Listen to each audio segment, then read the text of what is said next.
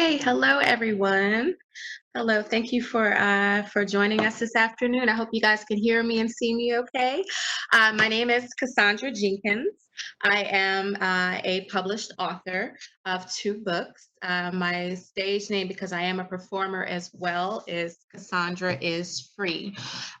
Last year, I was able to actually publish two books, my first two books, one of which is called 42. 42 is a collection of love poems that I've written over the years, speaking about different aspects of love, self-love, romantic love, even heartbreak and heartache. And I compiled these just experiences that I've had, that I viewed, that others have had as well. And I'll show you the cover of 42. Turn this around a little bit for you guys. Okay. So here's 42, which is really, I'm very, definitely very proud of it. And the second book that I actually published, they came out about a month apart. Now this is what I call my baby. It's called Quote Me Bish, Bish, and it's haiku, some funny one-liners, just some statements that I came up with. A lot of it is somewhat dark humor and some politically charged statements as well. I've had a bit of luck with both books, being able to get them out into the public. And so I had a couple of people that actually had some questions for me regarding being published, regarding what prompted me to write, even what prompted me in my selection process of the books, as well as some really awesome reviews that I've received from people. So one of the questions before I read that I really liked said, "What helps you in the selection process when compiling your books? What factors do you use for how a poem makes the cut?" And so the purpose behind the first book, 42, again, was to share poems or stories even about love. So I chose poems that corresponded with the different aspects that I spoke on before: the romantic love, the heartache, even self-love that sometimes doesn't come until after the heartache has occurred. Um, and that was the purpose of 42. With Quote Me, everything in there, because they're haikus and one liners and things, everything is very short and to the point. So I needed to make sure I selected poems that you would get, or statements that you would get right away. Another question that I really like, I had to think about it, and I actually had to kind of thumb through the books a little bit. It says, "Was there a piece in either collection that made the cut but was hard or raw enough to make you nervous about it in print for others to see?" And this was actually, like I said, it was a really good question. So I looked through 42 because the poems are definitely longer.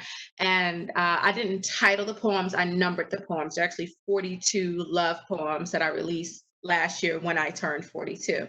So poem 37 was actually one that I kind of hesitated to post. I actually, as I said before, I am a performer. So I do perform erotic poetry sometimes, but to have it printed, and this is the only piece in the book that kind of leans that way.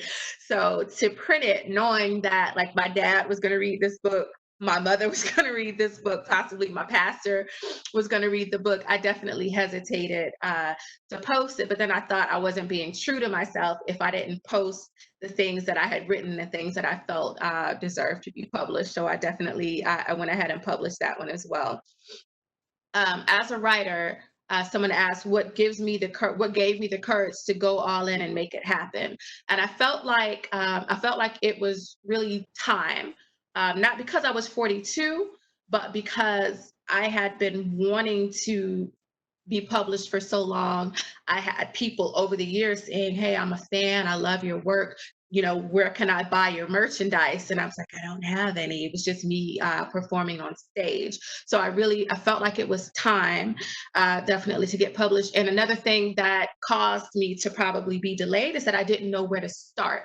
And I think that's an issue that a lot of beginner writers like myself come across. Where do I even begin? Who do I even contact? So another question asked, was the process grueling?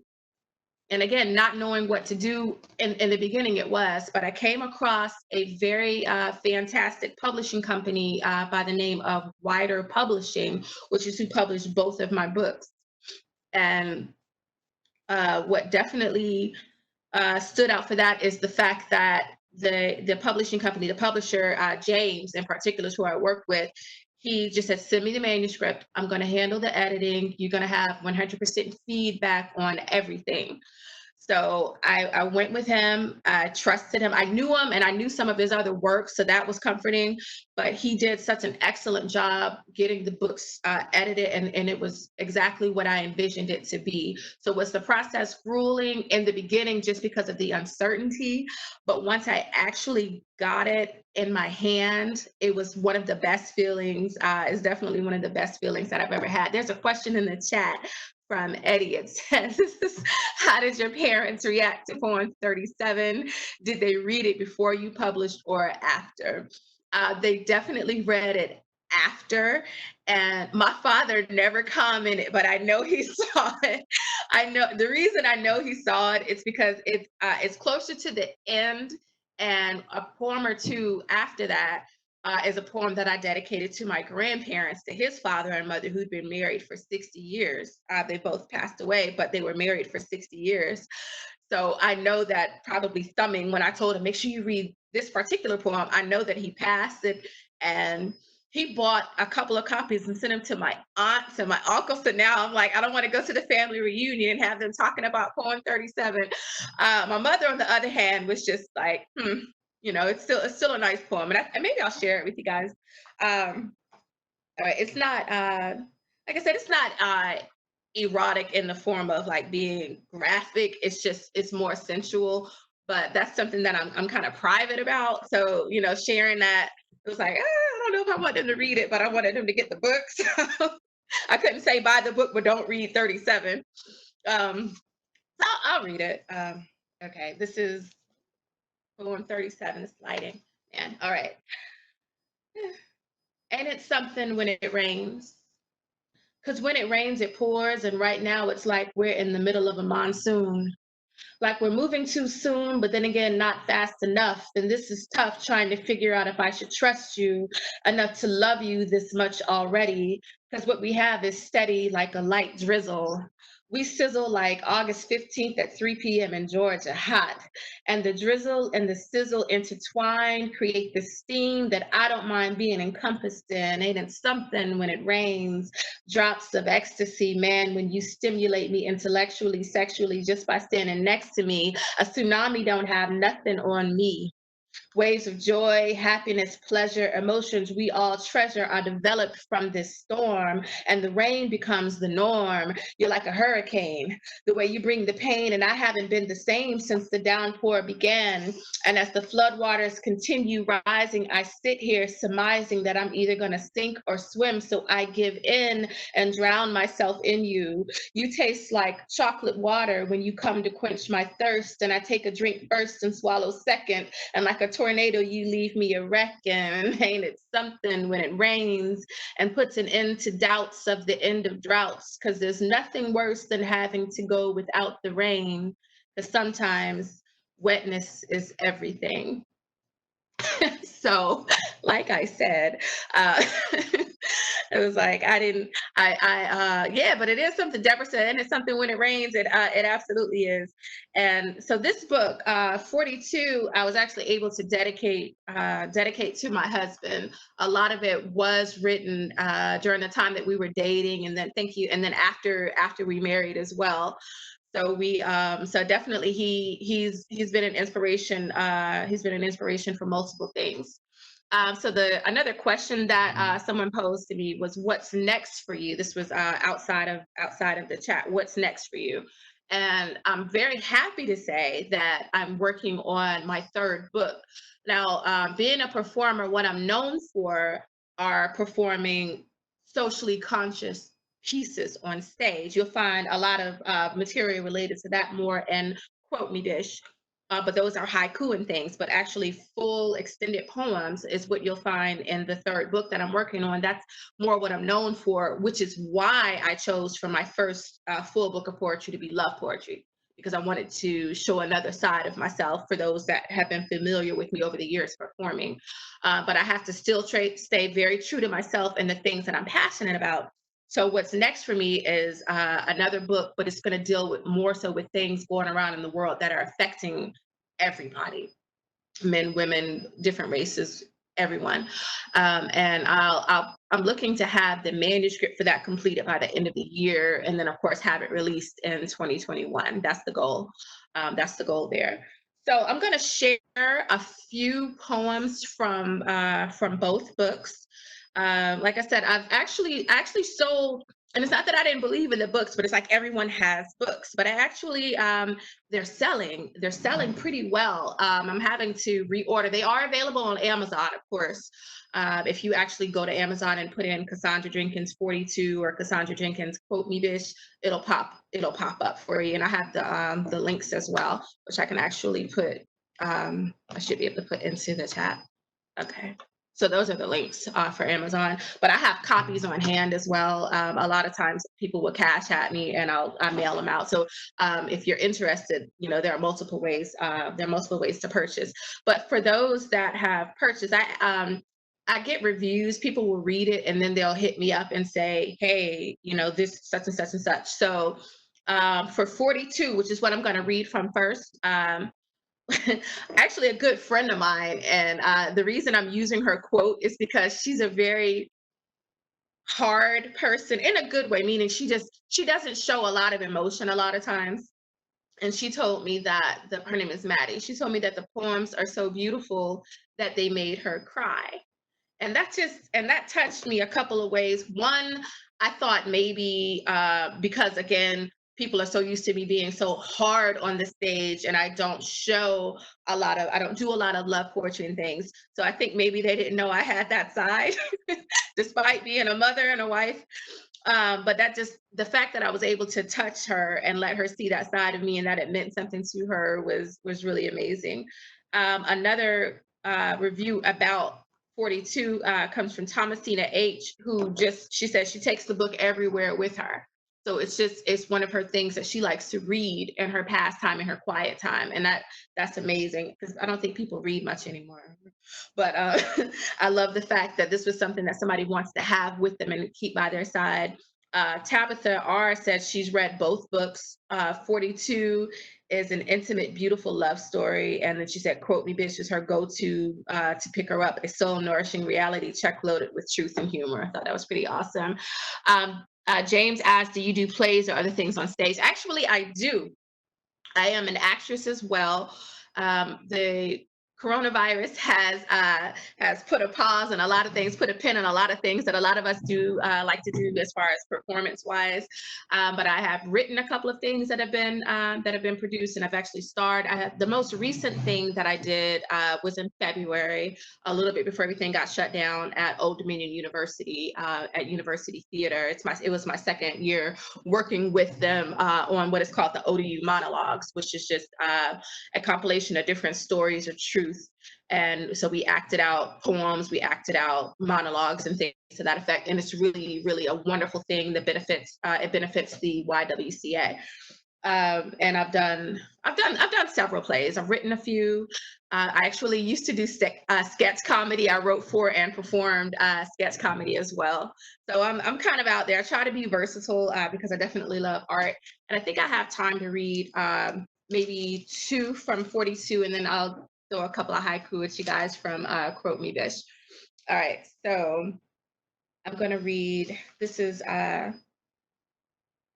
do number 7 because I told you guys that I dedicated the book to my husband.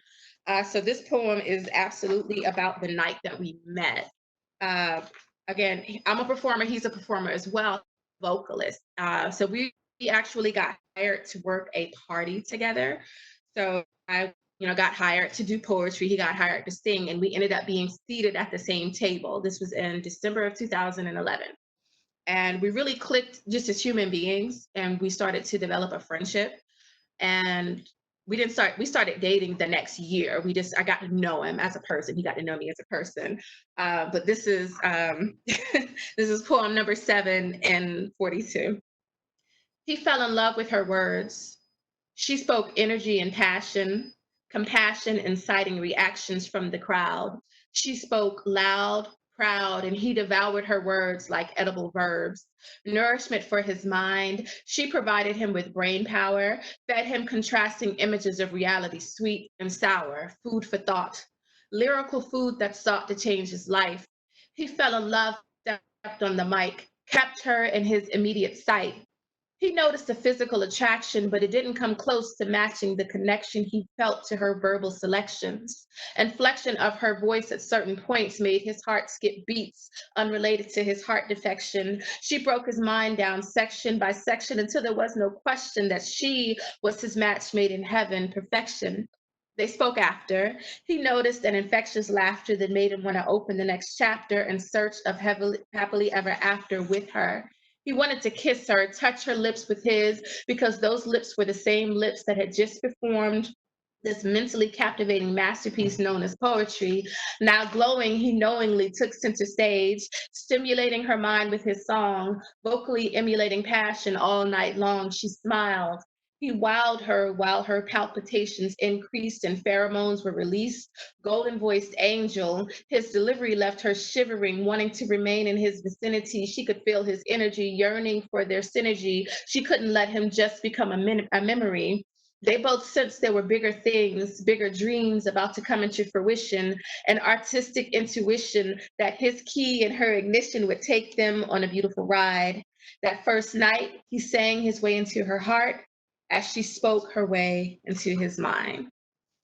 So that was I want to say I wrote that, and I probably wrote that in 2012, based on our meeting, and it was just it's probably one of my favorite poems in the book because it just really summed up a feeling of a feeling of like when I met him, I felt like I knew him, but I wanted to get to know him better and wanted to take my time. So that's where that poem was developed from. All right, I'm going to actually go to Quote Me Bish, and I'm going to share a couple of things from there. And like I said, these are haiku, these are one-liners and things to that effect. So this one is probably something that all writers of any genre can relate to. This is haiku. Somebody said snap, snap, thank you. And this is haiku. I write every day because I have to breathe, and this is my oxygen. So if you don't know what a haiku is, it's traditionally a Japanese poem about nature. American haiku tends to just take the structure and write about different topics. And it's normally 17 syllables. The typical structure you'll see are 3 lines, 5 syllables, 7 syllables, 5 syllables. And they're definitely harder to write than you think, because sometimes you'll have something perfect, but it'll be 16 syllables and you're like, I need 17, I want 17. Or you'll have 18 and you have to cut something. So it's a little harder to write than people give it credit for.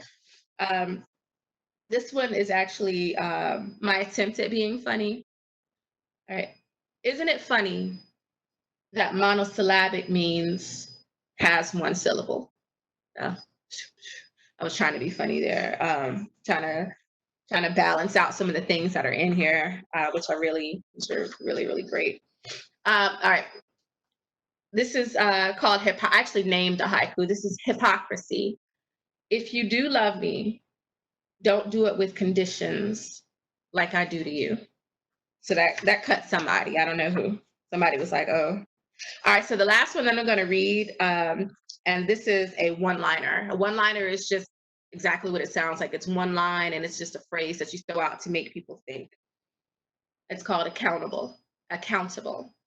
Banks rob people as people rob banks, and we continue to search for balance. So, like I said, the books. I know my time is getting ready to come to an end. I'm gonna miss you guys, and your questions were great. But the books are available on Amazon. I put the links for it in the chat. If you decide that you want to purchase from me directly, you can find me on social media under Cassandra Jenkins. I'm gonna put that. Thank you for listening. Definitely. So I'm gonna put my social media handles. So there's that, and then IG Cassandra is free. If you follow me, I will follow you back. If you send me a friend request, I'll accept it. And you can just let me know that you're interested, or you can just keep in touch with me in general, find out about shows that we'll be having once the world opens back up. I thank you guys so much for your time and thank you for listening. This was awesome. Thank you for allowing me to share my work with you and to share my heart with you. I certainly, certainly, certainly appreciate it. All right, you guys have a terrific afternoon.